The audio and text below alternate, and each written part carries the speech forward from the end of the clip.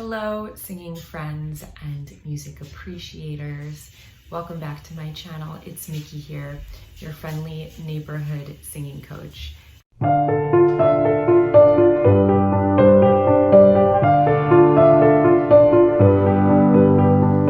hope you guys are having a lovely day. It is Friday as I am filming this, or Friday as my kids like to call it. And today I'm going to be doing a reaction request from Ofra Haza. He asked me to react to the song Shir Ha Frecha by Ofra Haza, which means Frecha's song, and Frecha is a slur. It's not a nice word. It means like bimbo or slut or whore. And according to the message that Laura sent me, it's usually used by Ashkenazi Jews against Mizrahi Arabs, but Ofra is Arab, she's Yemenite, and so she was using this not as a derogatory slur, but kind of trying to turn it around and use it in an ironic way to shame a boring guy that had said this to her. So the concept of the song is basically, I'm having a good time, I'm living my life, and if that makes me a frecha in your eyes, then so be it. There are two versions of the song that we're going to be listening to. I will read you the English translation of the lyrics. It is, I'm not in the mood for long words, and you're that kind of long word. Ciao, my friend, and give my regards to your life, with hope that you'll understand the frecha. The son of Faraj tears up the sea, and I sail along in flip-flops. Wherever the lights take me, I'll be there with nail polish, lipstick, and other show-off stuff. Because I want to dance, I want to fool around, I want to laugh, but you, I don't want. I want to have a good time during the day, also during the night. I want to scream, I'm a frecha. A face with a cool stare and jeans in the style that newspapers write about. A permanent wave in my hair and posters instead of walls. I want to love like in the movies. A hunk that comes in English and in color. Come on, baby, the plane is waiting, and another dream of mine takes off and cries. Once, when I have time to grow up, the party will be over. For at the end of every frecha hides a nice little apartment complex, a model husband, and 1,000 directions of smoke. Very interesting lyrics, actually. You know, I mean, I definitely empathize with that view on life, that you should enjoy yourself when you're young, and then most people get that out of their system and then settle down and have a more conventional life. But the things that pique my interest and sound a little bit more interesting than just that kind of surface reading of the narrative are the lines, the plane is waiting and another dream of mine takes off and cries, and at the end of every frecha hides a nice little apartment complex, a model husband, and 1,000 directions of smoke. You know, so that makes me think that there is some regret about living a fast life even when you're young, right? Because she says another dream of mine takes off and cries. So there must be a lot of disappointment in that type of life where you're trying to connect with people, but just in a very superficial way. And kind of the wear and tear that puts on your soul, I imagine, you know? And then the last line makes me think that even if a frecha does settle down and have a more conventional life, that there's still more complexity to her, and she never gives up that inner identity, you know, and that there are certain misdirections and lies that she has to tell herself and those around her to pretend that she's happy in a cage, in a way, you know what I mean? That's what I think of when I read that 1,000 directions of smoke. That sounds like misdirection to me. So I think those lyrics are very interesting. And Loris also shared that this song was very controversial at the time that it came out, and that it wasn't allowed to be played on the radio. It was banned, but it still became popular anyway, I guess, through record sales and word of mouth and whatnot. And this is one of the things that started the comparisons to Madonna. As you know, I've talked about before that Ofra was often referred to as the Madonna of the Middle East because she had such a strong crossover appeal and pop success. So it sounds like it's gonna be a cool song. We're going to listen to two versions of it. The first one was released in 1979 as part of a movie soundtrack from the movie Schlager, which sounds like a German movie. And then the second version of the song was released in 1985. It was re-recorded. So we're gonna look at both of them and see what kind of changes happened between the two versions. All right, so let's jump right in and check it out. So I just was curious, so I Googled Schlager, the film, and it means the hit in Hebrew, and it was a comedy musical, and apparently it's about con men who are trying to pay off some debts, and so they try to like trick people into giving them money, basically.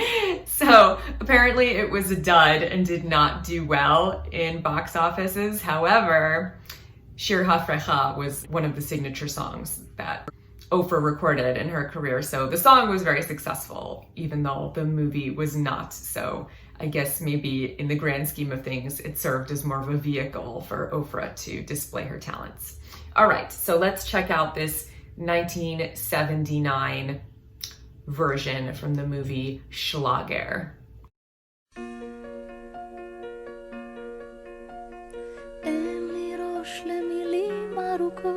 ואתה מן מילה ארוכה שכזאת שר ידידי ודש לחייך בתקווה שתבין את אפרך השמש עפר עד שקורעת את הים ואני מפליגה בתוך הכפכפים לאן שיקחו האורות אני שם עם הלקה הליפסטיק ושאר דאווין כי בא לי לרקוד ובא לי שטויות בא לי לצחוק ולא בא לי עליך בא לי בימים ובא לי בלילות בא לי לצעוק אני פרחה.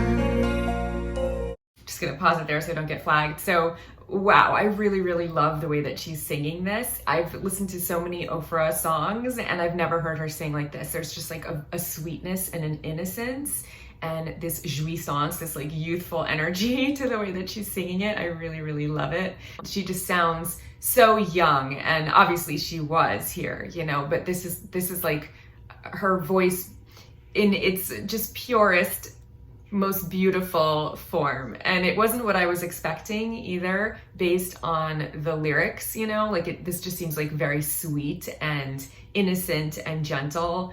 But I think that adds like another layer to the whole lyrical concept, you know, because she doesn't sound like she's like worldly or like manipulative or smooth or sexy or any of those things. There's just like this innocence to the way that she's delivering this in this very sweet and honest way. So very beautiful.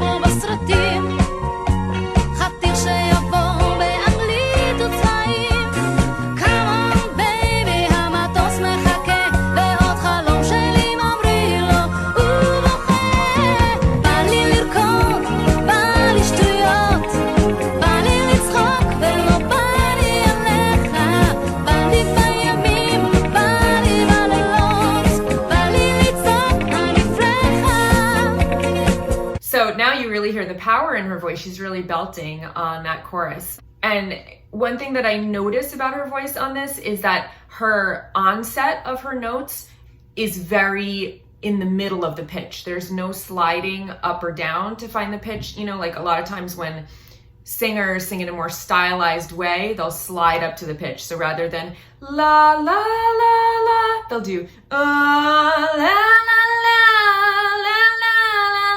They'll slide around between pitches, and it's actually much more difficult to nail that pitch right in the center with your onset, and you can hear just how good her pitch is. All of her onsets are really clear, and she's singing in a very unornamented way as well, so that's kind of unusual for her. So a lot of really interesting things happening in this early incarnation of her voice.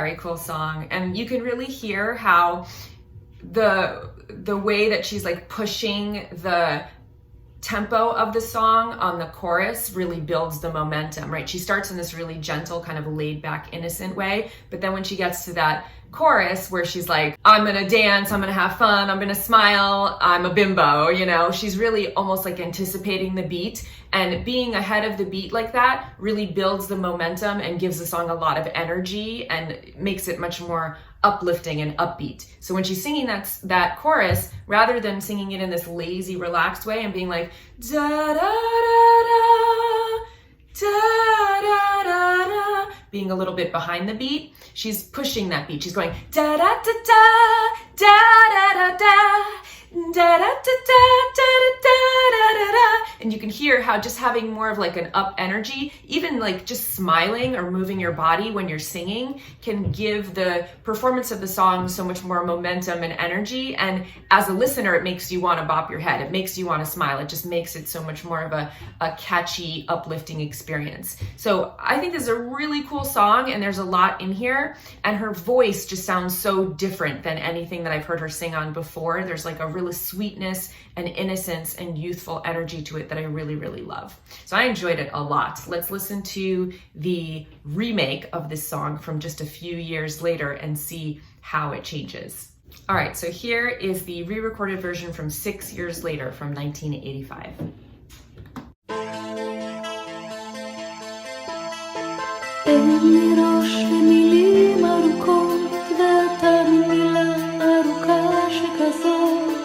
שר ידידי ודש לחייך בתקווה שתביא את אפריך השמש על פרץ' קוראת את הים ואני מפליגה בתוך הכפכפים לאן שיקחו האורות אני שם עם הלק הליפסטיק ושאר דאווים כי בא לי לרקוד ובא לי שטויות בא לי לצחוק ולא בא לי עליך בא לי בימים ובא לי בלילות בא לי לצעוק אני פרחה.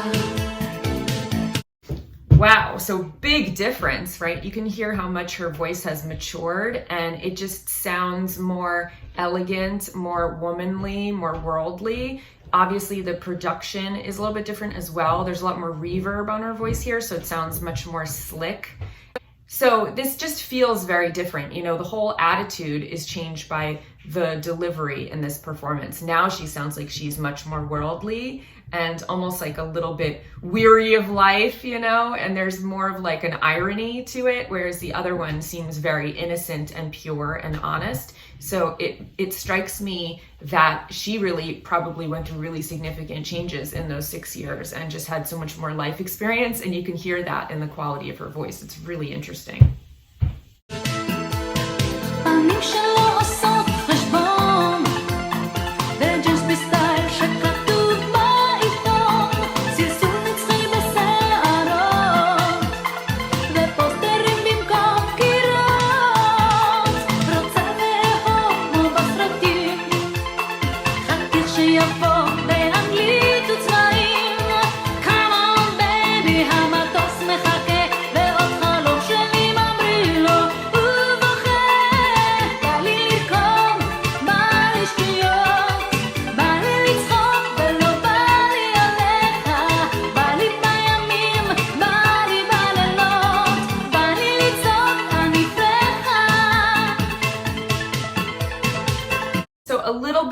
Ornamentation, a little bit more rolling of her R's. She had some rasp on that come on baby, and then she is adding some ornaments and scooping and sliding a little bit. So she's still really getting those nice clean onsets in a lot of places, but even on the end of this phrase, da da da da ani frecha, you hear her slide down from the previous note and connect them rather than having a really clean nailing of that pitch right in the center. So it's a little bit less simple the way she's singing it, but it also kind of takes out a little bit of the contrast between the verse and the chorus, right? The whole thing is a little bit more upbeat energy. She kind of took out a little bit of that sweetness.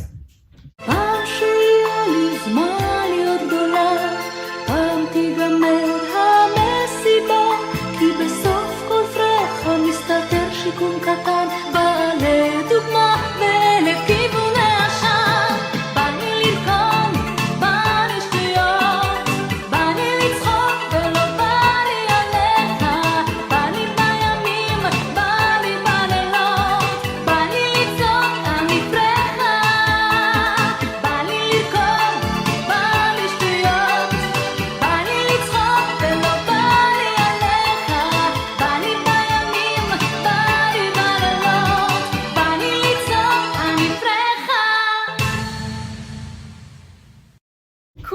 not a ton of changes between the two versions in terms of the songwriting. It's the same song, but the production is much more slick and it sounds much more like a radio-ready single product here.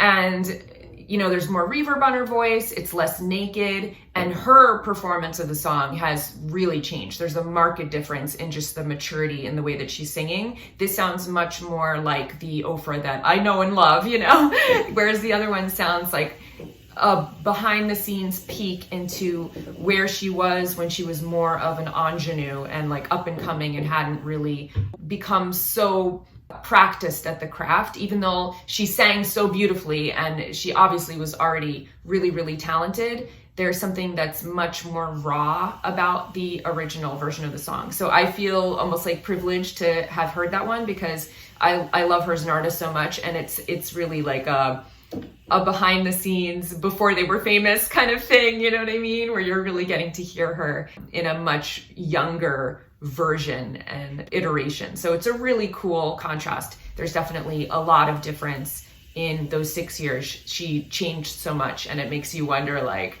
how, what she went through and how that impacted her singing, because you can really hear it. So it would be cool to know the stories behind that. But anyways, I hope that you guys enjoyed my reaction. I really think this is a cool song. I can see why it was a big hit for her. I think the twist, of turning an insult into a compliment in a way and owning it and making it your own and using it to kind of like insult the person that tried to insult you is a really cool idea. And I love that there are those two lines that could be interpreted in a different way and make this almost like even more self-aware and shows like an understanding of the limitations of being a frecha as well. So I thought it was really interesting. Thank you, Loris, for suggesting that I look at this. I'll see you guys here next time. And until then, take care. And of course, happy singing.